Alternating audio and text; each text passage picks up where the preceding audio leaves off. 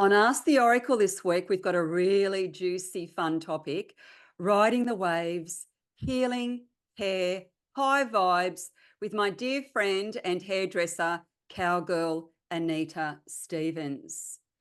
What if getting your hair done could be more than just a routine appointment?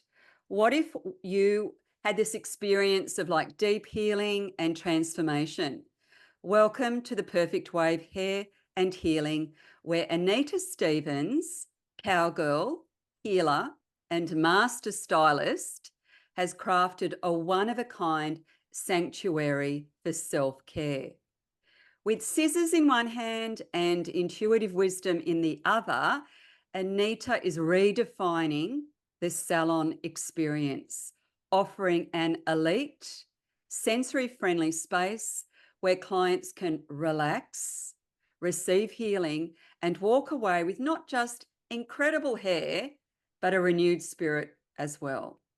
In this episode, she takes us on her journey from traditional hairdressing to spiritual empowerment, weaving in her connection to healing, intuitive guidance, and the wild wisdom of nature, and even a little bit of bull riding. Hi, Nate. How are you, my love? I'm good, thanks, Suzy. How are you? Really, really good. Good. Thank you for being on here today. I'm so excited to dive deep with you, my love. We've had some really soulful conversations in your salon, and I know my audience are going to get just so much out of today. So let's get started. So your salon isn't just about hair, it's about healing and empowerment. So what inspired you to merge these worlds? Well, I've always had this calling to dive deeper. So in 2022, I dived deep into myself. And within this retreat that I went to, it was my first awakening. And I was always, I'd always be like, holding back all the time before that in what I do. So I've always been an intuitive person, knowing things that before things happened. And so therefore I had this huge awakening, and from that retreat it was like, neat, you have a huge purpose. And from my soul coach, I went, oh my God, like, no, I can't show that part of me. And she's like, why not? So then that's when I combined the two, being a hairdresser of 12 years and an intuitive guider forever. So it was time to show the world the real me. Yeah, I love Mm, that. I love mm. that. And what I love about you is you do show up very authentic, very unapologetic, very you. And, it's just, so beautiful to see you stand in your power and, yeah, and really own all those beautiful kind of aspects of yourself. Yeah. Yeah, absolutely. And just to show women to be all of them authentically and unapologetically, that's whole purpose, remembering who they are Oh, and, exactly. And we're and so showing up. multifaceted, like there's so many different, parts to the whole. And I love Mm. that we go on this journey and discover all these beautiful kind of unique callings and soulful gifts and passions and beautiful purposes and just different parts of self. And I think fully embrace, to fully embrace all of those beautiful facets can just be so empowering. Yeah. Absolutely. I agree 100%. Yeah. Yeah. So hair is often tied to identity and renewal. How good do you feel after you leave the salon and you've got fresh color and a fresh haircut and all of that? What have you learned about the deeper energetic connection people have with their mane of hair? Well, it's the calling of their inner vision, the inner vision of themselves, the inner vision of what they want to create and what they want to become. So there's no judgment when it comes to me or this place that they get to come to. And to be able to unwind from within and entwine everything that they truly desire, it's showing their uniqueness and true identity in what they want to become or what they want to do. Wow. Mm. Yes. It's like when I turned 60 and I walked into your salon and I said to you, I've turned 60 and I want pink hair. And you went, we can do that. And I went, really? You're not going to talk me out of it? And you went, Uh, no, no, I'm not. And I went, oh, cool. like, just let's Love do it. Let's do it. Let's do it. it. Yeah. Yeah, now I'm embracing, the silver, the wise woman, the crone hair, which Mm, I'm really loving. So good. you're helping me with that transition, which is Yeah. so super cool. Yeah. Yeah. That's what it's all about. It's when people have this idea of what they need to be or what they want to become, so many of us have this idea but then scared to embrace it, scared to talk about it. And that's where I get to, I guess, bring up the unhidden and allow you to Oh, embrace what you want and who you are creating. wow. That's Mm. profound. Love that. Yay. Yes. And I think because you've got this really fearless, adventurous spirit, I think it rubs off, Yeah. just so you know. Yes, absolutely. In a wild. Gotta throw it out there. I just have to say too, like I'm really into sacred spaces, and one of my core values is beauty. And Mm, seeing the beauty in nature, seeing the beauty, the inner beauty, the outer beauty. But I do love beautiful spaces as well. And the mm, perfect wave, your salon, is a sensory friendly space. How does this yeah. create a unique experience for your clients? And why was it so important for you to design the salon in this really gorgeous way? So I did have the beautiful experience of having staff before COVID happened. And, I got to educate and bring stylists through for a short period of time. But then there was a new calling after COVID, and it was something that I was absolutely scared to do. I didn't like being on my own. I didn't like uh, not just being on my own, I didn't know who I was at that time, I guess, either. So I guess to create this salon as a sensory, once I did the deep diving with myself, and I'm like, I love my own company. I love traveling by myself. I love being in the salon by myself. And so many people go, how do you do it? I'm like, I love it because I get to have one-on-ones with my clients and taking the cliche of, people going, neat, people like to go to hairdressers because they gossip, and it's like, that's just not me. This is a sacred space for people to unwind and talk about it. So the maximum people I'd have in here is 1 to 2 people, unless it's a healing service. It's just completely one-on-one. So to make it a sensory place, I wanted to give something authentically to the world and make it less chitter chatter, more about you are able to unwind and actually feel safe, held and heard. So I wanted to bring it together, and that's what COVID gave to me to rediscover what I truly wanted to bring to the world. So beautiful. And because I've experienced it firsthand, I know that that's exactly what you do. You walk, you talk without a doubt. So it is a beautiful space. And I'm with you. I don't want to do the deep, dark dive into that kind of low vibe, gossipy kind of, Mm, crazy crap. I'd rather do the deep and meaningful. And you do have a way of making people feel really special as well, which is really mm. beautiful. Yeah. Thank you. Yes, absolutely. Uh, Yeah, and your wings, you're actually in your salon today, and yes, you've I got your am. beautiful, beautiful wings behind you. So there's a little bit of a teaser and a taster of how stunning the salon is. Yes. Yay! So you bring intuitive guidance and healing into your sessions. Hmm. Now, I know that you can book in for a healing session, not necessarily a hairdressing session. But I have had I love getting my hair washed in your salon because that's like a healing in itself. Can you share Mm. how energy healing transforms a client's experience? So it can happen in many ways.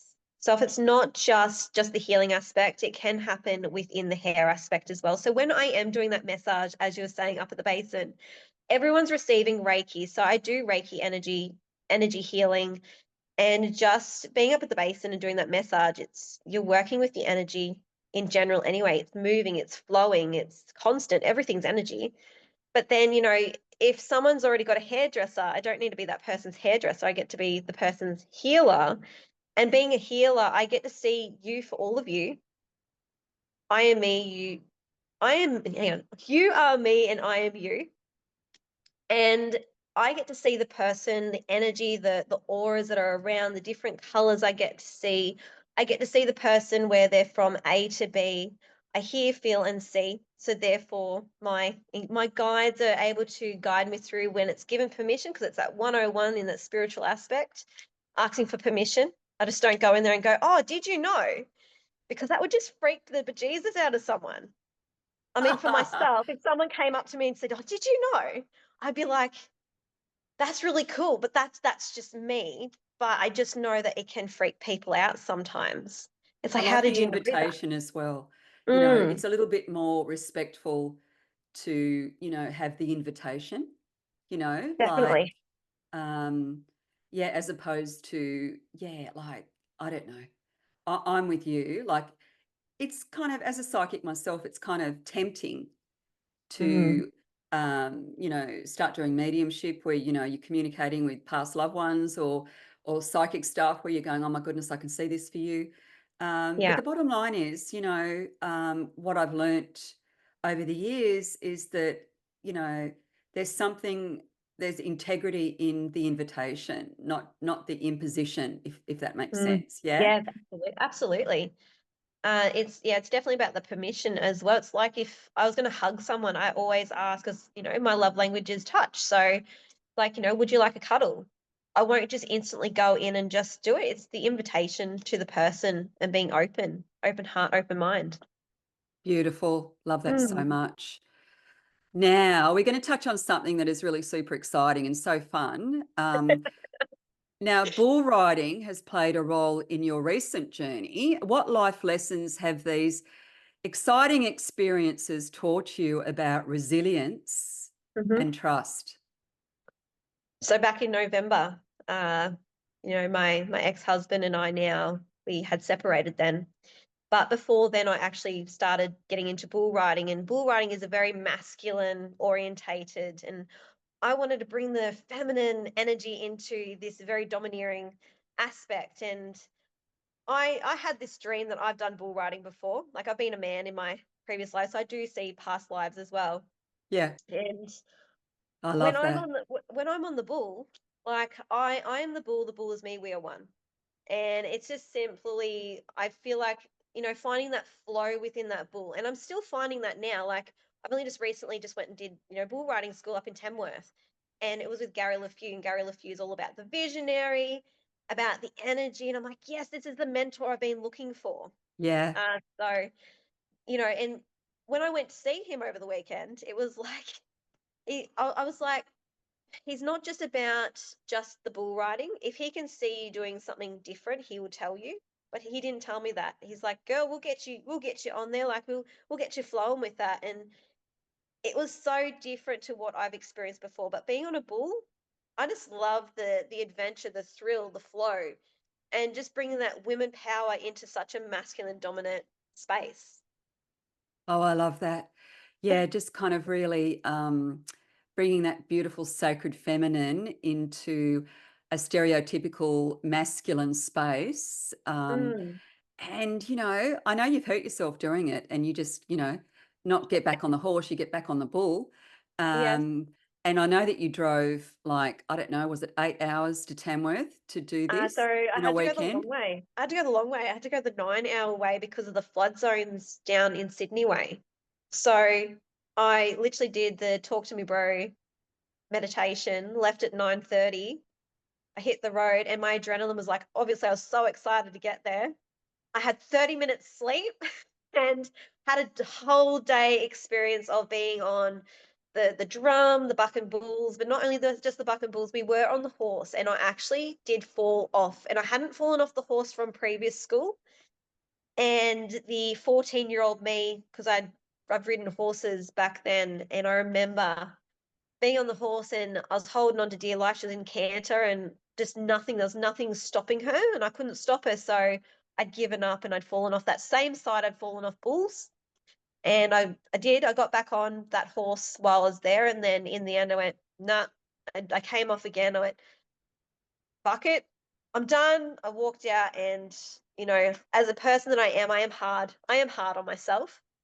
And I sat on my truck, and I went, you know what, Nate? I'm so proud of you. I'm so proud of you Oh, that you yeah. you you got here. And I was looking at the sun going down, and this guy's like, because I had my hands over my eyes, and he goes, "Are you okay?" I went, "I will be. I will be." I'm like, I'm so proud of you though. You got on, you came off, you got back on again. And sometimes we just got to go and have a rest. And you know what? Tomorrow is another day. And then walking back in there with this lady who was lunging the horse, she's like, Nate, he was a bit jumpy. And I said, no, it wasn't the horse's fault. If everyone didn't hear me, I literally got on the horse and I said, you can feel my anxiety, can't you? Because I could read the horse's energy. So I can read animals' energy all the Of course time. you can. Yeah. So when that happened, another lady then comes and she's like, Nate, you could see that you were already frustrated when you got on there. I said, yeah, I know. I know this. And I said, I know I'm hard on myself. And she's like, you don't need to be. It's like she put her hands on me and she was just giving me what I was telling myself. And I said, it's okay. Tomorrow's a new day. Like I've traveled up and I've slept 30 minutes. I've made it through the whole entire day. And not only that, I've made some really great mates while I've been at it. And I love the whole experience. So great. There's so many juicy gems in there. When you said, I am one with the bull, that just made my heart sing. I think your resilience and your dedication and your strength, yeah. And just the way you do that beautiful self-reflection in regards to, oh, I can be hard on myself, but a personal responsibility is so empowering, but at the same time, you don't want to beat yourself up either. No. So, so good. Now I know that you're a space holder as well, and your women's circles bring people together in such a beautiful sacred space. And I know Yeah. that, like me, we go in and out of running, circles, Yeah. but what happens in these gatherings and how do they kind of cultivate empowerment, do you think? Well, when women come together, it's like a web. When you start to hear people, you start to hear them for who they are. You get to see the bindage in that web. There's going to be someone that's gone through something or someone that's already going through something. And to just feel held and heard once again, like the whole entire space is that anyway. When women come together, it becomes a very profound windful of many things of women are just so powerful when we do come together. Yeah, So creating these circles are so important because women need women just like men need their own tribe as well. We need one another exactly. sometimes. Yeah. Yeah. I think sitting in circle, there's no ending, there's no beginning, it's not hierarchical. Um, and, energy can be amplified and magnified Yeah. with intention and deliberate focus. And to be held, I love the way you said that, to be held in a safe vessel, in a sacred container, to share, to learn, to grow, to in that non-judgmental kind of way is Mm. incredibly empowering. And I think we did it so well in ancient times, and I love that we're kind of like really reconnecting with Yeah. sacred circle. I think it's really, really beautiful, and I can imagine that you'd hold space in a really beautiful way. Can't wait to get along to one of your circles. So here's a question for you. If someone walked into your salon feeling disconnected from themselves, how would Yeah. you give, how would you guide them toward reconnection? Well, I'd sit in my chair. I'd let them unwind and do not do what they would need to do because, not everyone wants to talk. Some people just want to be there, like they're instantly going to feel your energy anyway. Yeah, And then to start to, I guess, connect with them in a way of being soft with them and introducing myself as who I am. And generally, they start to open up automatically anyway. And even if they don't want to talk a lot, they say a little bit generally. And then I would create that space of saying, it's okay. Like it's okay to be all of you. And whatever Yeah, that looks wow. like for the Yeah, person at the end of the day. yeah. And I just feel like I don't really need to do a huge amount of work in regards to that because I feel like the person walks away going, that was a great experience. Like they just feel it. I generally do get that was the best experience or walking away going, I feel lighter. Oh, yeah. So, I don't really need to do much when it comes to someone that's feeling disconnected because I feel by the time they're finished with their appointment, they seem like they're already then reconnecting with themselves when they've unfolded within that session. Even if it's just a few words, Yeah. it's just showing them that they get to be all of them in that process. Beautiful. Hmm. Love that so much. I even love the way you have oracle card decks floating around and, you can pull a card. You've got, gorgeous crystals and candles and bits and pieces. But I think, your inner light is just radiates and fills the whole space with just unconditional love. And I think that, yeah, you don't, as you said, you don't have to work at it. You don't have to do a lot when you just hold space for someone to be their whole self, and it's okay. And it's okay. So beautiful. Love that. Love that. Yes. Um, so transformation is central to your work. Well, when you think about it, even the hairdressing, you know, Yeah. um, but that mind, body, spirit, soul connection. Transformation is so central to everything you do. So what's one of the most profound transformations you've witnessed in a client, do you think? Oh, that's a big one. It's been such a long time I've been doing this work. That's a really good question. And I know that we're right into confidentiality and all of that, so we don't have to, we can keep it a bit generic, but yeah, yeah. What have you witnessed, do you think? I know you've witnessed probably many, I've but witnessed many, many things, but I think when someone's coming out of really bad relationship connections, and been so, so much in the dark, the deepest, darkest eras of their life, it's like being a caterpillar becoming a butterfly, holding them in that space for them to actually be like, huh, like it's actually okay to be with one. It's okay to like unfold and shed out all the crap, all the bullshit. So I guess when I've seen people come out of really dark spaces is been a really big transformation through my eyes and different stories I've heard along the way. And then when it comes to hair, well, it's when you go from it's when you go from black to blonde or from black to being colorful. Now that's a journey. yeah. Yeah, that is a journey. You're quite right. Yeah, it must Yes. be so rewarding. Like what I've noticed when people leave your salon, they leave with like inner peace, inner calm, and a smile on their face. So that's always um, a beautiful thing to witness. Yes. So, what's the legacy you hope to create through the perfect wave beyond great hair and healing? Hmm. Being authentically you Yeah,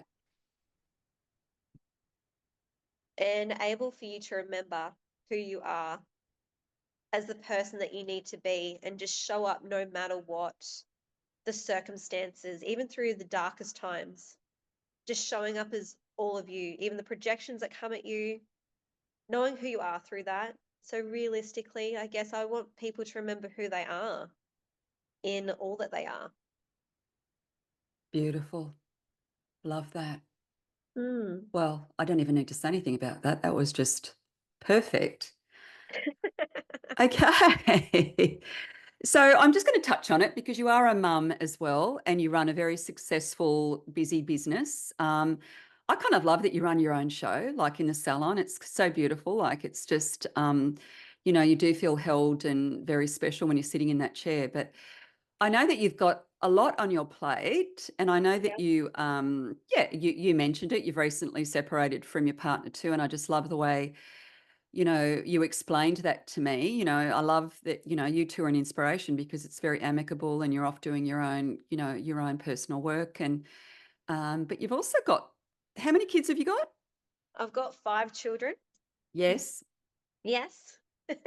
So 5. my question to you is, you know, I know we have good days and bad days, and the night and day, not the good or Mhm. bad, but yeah, how do you juggle all of this? So, as I said, Josh and I, which is my ex-husband, he's my best friend at the end of the day. And, we still talk like good friends. He's still that comfort zone. So if I'm having a bad day, sometimes I'll talk about it. Other days I'll go anchor myself into my deepest healings is when I go into water. And then nature. As I'm a Tauran, I need nature, but I need water as well because, well, my moon sign is Scorpion. So water is my deepest time of when I need to heal. But making sure I fill up my cup first thing in the morning before the kids get up and creating that time. Because I know if I'm not filling up my soul and filling up my cup, then I know that things become a bit wobbly throughout the day because there's so much to maintain throughout with having a business, having 5 children and getting to their sports. And not only that, just life. So just maintaining myself to able to maintain the rest of what's happening on the outside of me. Love that. And I know you love waterfalls and nature and all Yes. of that. Filling your cup up in the morning, I think, I'm like you. I love to have that morning ritual, that morning moment. Mm. Yeah. And, it doesn't mean we don't have wobbly days, but I think when you're grounded and centered and you've got some beautiful kind of healthy habits and rituals and beautiful things that you do just to stay calm and centered, I think, it does make a huge difference to the wobble. Oh, Yeah. absolutely. And I'm still human too. I still have my wobbly moments, and it's just like the experience about the bull riding. When I sat out and did the reflection, I would usually go through a spiral and I would spiral out. But this time I went, no, you know, I'm in the calm. I see it for what it is. That happened, yes. But it's going back through that reflection and going through the tools and the work that I've been maintaining within my vessel. But yes, I'm still human. I still go through the emotions, but that's what we're here for, right? Is to Yeah. feel the emotions because we are human. I think, such a good answer. I think it's so important to honor our feelings and not bypass the spiritual and the awareness, but at the same time not catastrophize, not spiral into the abyss, not like, to kind of, find a way to rise and to see the wisdom in it, and Mm. all of that really gorgeous good stuff. So what's your one insight that you want to kind of like leave our audience with, our beautiful collective? What's your one insight that you'd like to kind of, yeah, finish up with, do you think? What do you mean? I don't know, like, is there, if you could, I think you've already said it, but is there something that you feel would be like, yeah, an inspiring kind of, what's your philosophy? What's inspiring for you? What would you like to leave the audience with? Something that I learned from my ex-husband and something that it really resonated with me was when you think that your life is falling apart, how if you actually got to see it that it was falling into place, what happens if it was falling into place for you? And I went, whoa, that's pretty incredible and inspiring. But just showing up through all the moments, if it's a wobbly moment, if it's a celebrating moment, just being all of you, not trying to be someone that you're not, trying not to be someone that someone conditioned you to be, because you always can change that. At the end of the day, if you truly want something, just chase it. Sometimes we need to chase it, but take action. Take action is probably the best word for that one. Take action, like I did with bull riding. I had so many people go, "You have 5 children. You're going to hurt yourself. You could break a bone. You've got this. What about everyone else?" And it's like, look, that's their projection. And I Exactly. respect that. I respect how they're feeling. That's okay. That's their fears that are dwelling out of that well. And it's like, you know what? If I lived like that, I Yeah. wouldn't be creating the life I truly desire. I wouldn't be creating the life for my children and show that they can do what they want to do. Because then someone goes, would you put your child on the back of a bull? If that's what they wanted to do, we trained and we would do it. Yeah. Absolutely. You and I Yeah. probably would. Yeah, Yes. exactly. Mm. You know, Follow your dreams. absolutely. So great. What I'd like to do for you, my love, and not just for you, but for the listeners and our beautiful global community, is just do a quick card reading if I can. Yes, please. Okay. So I'm going to do it from the Moon Temple Oracle, which is my latest deck, artwork Yep. by Lila Savalainen, published by Blue Angel. And I pulled a card earlier and something I prepared earlier. And this card just reminded me so much of you. And it's the fairy queen, the Irish queen, Maeve. Ooh, And she's absolutely beautiful. She's wild and free and sovereign, and she's got beautiful antlers. She's got the most stunning mane of hair, which is actually, almost like, fire. Her hair's actually like this gorgeous mane of fire, so stunning. Wildflowers growing everywhere. She's got the beautiful full moon, golden orbs. She's in her naked truth, I call it, naked. yeah. And the word is prowess, number 11, full moon. And I just want to read you something. Maeve, the queen of the Fae, blazes her light of sovereign wisdom and loving reassurance. She declares, your time is now. Your hunger for more passion and meaning in your life has led you here. Magical momentum is building. All your preparation and practice are paying off. The time, effort, and energy you've put in is bringing great progress. Decisive action in the direction of your dreams and goals aligns you to call in more opportunities and challenges that seed real growth. Be daring. When you feel fear, trust and leap with conviction anyway. Calculated risks pay off. When you let go and trust, you create more space for what ignites your inner fire. Follow your intuition to flame your new desires. And it goes on. I won't read the whole thing. But, in a nutshell, this is the time to surrender and make space for fresh energy to support your intentions. Maeve dances ecstatically with the moon cycles and is in full swing at the full moon. Her wish is that you surrender all perceived restraints to flow freely into the sacred flames of love, passion, and desire. I added a few words there. And the spell chant to finish off is, my protector and moon guide, Maeve, queen of the fairies, I call you to my side. With your fire spark flowing through my veins, I declare with real intent, I am the magic. I have brilliant prowess within me. I am fearless, free, and self-determining. So may it be. Yay. Love that. Love that. So good. So great Yes, for the podcast. So absolutely. Thank you for beautiful. having me. You're very welcome. Thank you for coming on. I know you're a very, very busy lady. Mhm. So I really appreciate you taking the time to jump on the podcast today. Thank you so much. Thank you.